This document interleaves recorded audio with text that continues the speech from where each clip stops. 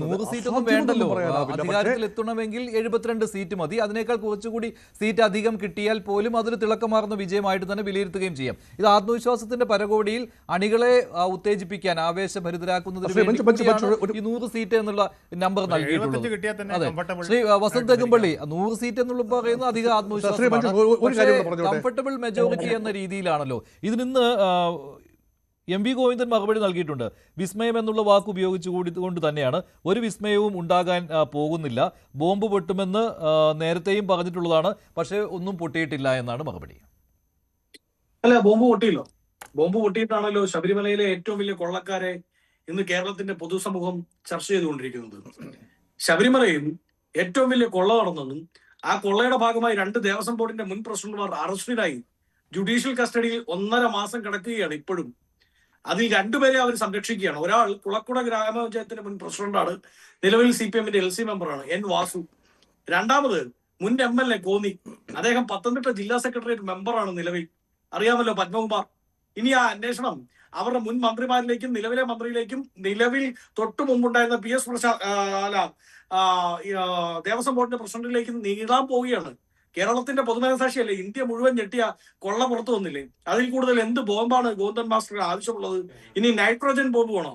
വരും, തെരഞ്ഞെടുപ്പിലേക്ക് എത്തുന്നല്ലേ ഉള്ളൂ. ഇനി ഒരു എക്സാഗ്രേറ്റഡ് ആയിട്ടുള്ള ഡേറ്റയാണോ ഞങ്ങൾ മുമ്പോട്ട് വെച്ചത് എന്ന് ചോദിച്ചാൽ എന്റെ ജില്ലയിലെ കണക്ക് വെച്ച് ഞാൻ പറയാം. കോട്ടയം ജില്ല, അപ്പൊ നേരത്തെ എനിക്ക് മുമ്പ് സംസാരിച്ച 2 പേര്, മുഹമ്മദ് വർഗീസ് സാറും അതിനു മുമ്പ് സംസാരിച്ച അദ്ദേഹവും പറഞ്ഞത് ക്രിസ്ത്യൻ വോട്ടുകൾ കൺസോൾട്ടേറ്റ് ചെയ്യപ്പെട്ടിട്ടുണ്ട് ആർക്ക്? UDF-ന് അനുകൂലമായി ഈ തെരഞ്ഞെടുപ്പിൽ. അങ്ങനെ ന്യൂനപക്ഷ വോട്ടിന്റെ കൺസോൾട്ടേഷനിലൂടെയാണ് ഈ 100 സീറ്റിലേക്ക് എത്താൻ പോകുന്നത് എന്ന് പറഞ്ഞാൽ കോട്ടയം ജില്ലയിലെ ഏറ്റവും കൂടുതൽ സീറ്റുകളിലേക്ക് ഞങ്ങൾ പ്രതീക്ഷ വെക്കേണ്ടത്, പത്തനംതിട്ടയിൽ, കോട്ടയത്ത് ഒക്കെയല്ലേ ഞങ്ങൾ അത് വെക്കേണ്ടത്. പക്ഷെ കോട്ടയം ജില്ലയിൽ 5 സീറ്റുകൾ എന്ന് പറയുമ്പോൾ നിങ്ങൾ മനസ്സിലാക്കേണ്ട ഒരു കാര്യമുണ്ട്. എന്റെ ജില്ലയിൽ നിലവിൽ 4 സീറ്റുകൾ UDF-ന് ഉണ്ടെന്നേ. നിലവിൽ 4 സീറ്റുകളുണ്ട്. ഒന്ന് ചാണ്ടി ഉമ്മൻ, തിരുവഞ്ചൂർ രാധാകൃഷ്ണൻ, പാല, അതുപോലെ തന്നെ മോൻസ് ജോസഫ്. ഈ 4 സീറ്റുകൾ നിലവിലെ സീറ്റുകളാണ്. അതിൽ 1 സീറ്റ് മാത്രമാണ് അധികമായി ഞങ്ങൾ കണക്ക് കൂട്ടുന്നത്. അതിലെനിക്ക് ശക്തമായ പ്രതിഷേധം UDF നേതൃത്വത്തോടുണ്ട്. അങ്ങനെ 1 സീറ്റ് അല്ല അധികമായി കിട്ടാൻ പോകുന്നത്, അതിലേറെ സീറ്റുകൾ കോട്ടയത്ത് നിന്ന് ഞങ്ങൾ ആ 100-ലേക്ക് ആഡ് ചെയ്യപ്പെടും. പക്ഷേ ഞാൻ പറയുന്നത്, അങ്ങനെ ന്യൂനപക്ഷ കൺസോൾട്ടേഷൻ ഉണ്ടായെങ്കിൽ, അല്ലെങ്കിൽ അത് മാത്രമാണ് ഇതിന്റെ ഊക്ക് എന്നാണ് നമ്മൾ വിചാരിക്കുന്നതെങ്കിൽ, സ്വാഭാവികമായും കൂടുതൽ സീറ്റുകൾ പ്രതീക്ഷിക്കുന്നത് കോട്ടയത്ത്, പത്തനംതിട്ടയിലൊക്കെയാണ്. പക്ഷെ ഞങ്ങൾ വളരെ യാഥാർത്ഥ്യത്തോടു കൂടി ഞങ്ങൾ ഏൽപ്പിച്ച ഏജൻസികൾ, ഞങ്ങളുടെ ഗ്രൗണ്ട് ലെവൽ പ്രവർത്തകർ, ബൂത്ത് ലെവൽ പ്രവർത്തകർ, ഇവരെ എല്ലാം കോർഡിനേറ്റ് ചെയ്തുകൊണ്ട് ഞങ്ങളുടെ കയ്യിലുള്ള ഡേറ്റാബേസ്ഡ് ആയിട്ടാണ് സംസാരിക്കുന്നത്. ഞാൻ ഒരു കാര്യം ചോദിക്കട്ടെ, പാലക്കാട് നിങ്ങൾ ചോദിച്ചു ഏതാണ്ട് തട്ടിയും മുട്ടിയും ജയിച്ച ആ സ്ഥലത്ത് നിങ്ങൾ എത്ര വോട്ടിന് ജയിക്കുമെന്ന് ചോദിക്കുമ്പോൾ പ്രതിപക്ഷ നേതാവ് വന്ന് പറഞ്ഞത് മിനിമം 10,000 വോട്ടെന്നാണ്. 18,000 വോട്ടിലാണ് ലാൻഡ് ചെയ്തത്. അന്ന് ഇതുപോലെ ചർച്ചയിൽ നിരീക്ഷകർ എല്ലാവരും പറഞ്ഞു ഒരു ഫോട്ടോ ഫിനിഷിൽ ഷാഫി പറമ്പിലിന് ജയിക്കാൻ സാധിച്ച ഒരു സീറ്റാണത്. ആ സീറ്റിൽ പ്രത്യേകിച്ച് ത്രികോണ മത്സരം വരുന്നു. സരിനെ പോലൊരു ഒരാൾ കോൺഗ്രസിന്റെ ഡിജിറ്റൽ മീഡിയയുടെ കൺവീനർ അപ്പുറത്തേക്ക് പോയി നടക്കുന്ന തെരഞ്ഞെടുപ്പാണ്. ആ തെരഞ്ഞെടുപ്പിൽ ഇതൊരു അതിശയോക്തിയല്ലേ, നിങ്ങൾ ജയിച്ചാൽ പോലും ഒരു 5,000 വോട്ടിൽ താഴെ ജയിക്കൂ. 18,000 വോട്ടിനാണ് ജയിച്ചത്. കഴിഞ്ഞ എല്ലാ ഉപതെരഞ്ഞെടുപ്പുകളിലും ആയതുമായി ബന്ധപ്പെട്ട് ഇപ്പോ പുതുപ്പള്ളിയിൽ എന്തായിരുന്നു മുദ്രാവാക്യം? ഉമ്മൻചാണ്ടി സാർ മരിച്ചു, ആ പറയുന്ന സെന്റിമെന്റ്സ് ഒക്കെ ഉണ്ടെങ്കിൽ പോലും നിങ്ങൾക്ക് ഒരു 10,000 വോട്ടിൽ കൂടുതലൊന്നും കിട്ടാൻ പോകുന്നില്ല ലീഡ് എന്നാണ് പറഞ്ഞത്. എത്രയായിരുന്നു ഞങ്ങളുടെ ലീഡ്? തൃക്കാക്കരയിൽ എത്രയായിരുന്നു ഞങ്ങളുടെ ലീഡ്?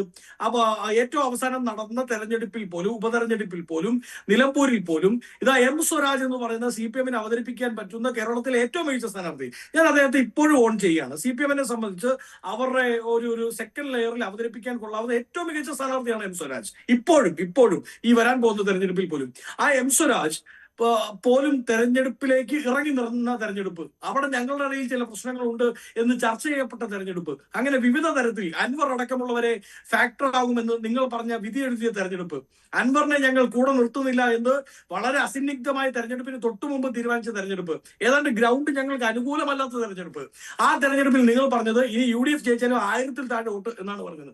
എത്രയായിരുന്നു ഞങ്ങളുടെ ലീഡ്?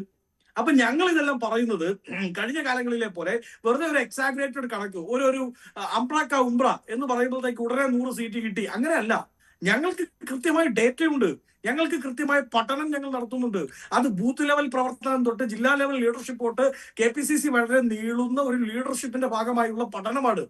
അതിൽ ബഹുമാനപ്പെട്ട കേരളത്തിലെ പ്രതിപക്ഷ നേതാവ് ശ്രീ VD സതീശനും AICCയുടെ ജനറൽ സെക്രട്ടറി ശ്രീ KC വേണുഗോപാലും അടക്കമുള്ള ലീഡർഷിപ്പ് അതിനെ കോർഡിനേറ്റ് ചെയ്യുന്നുണ്ട്.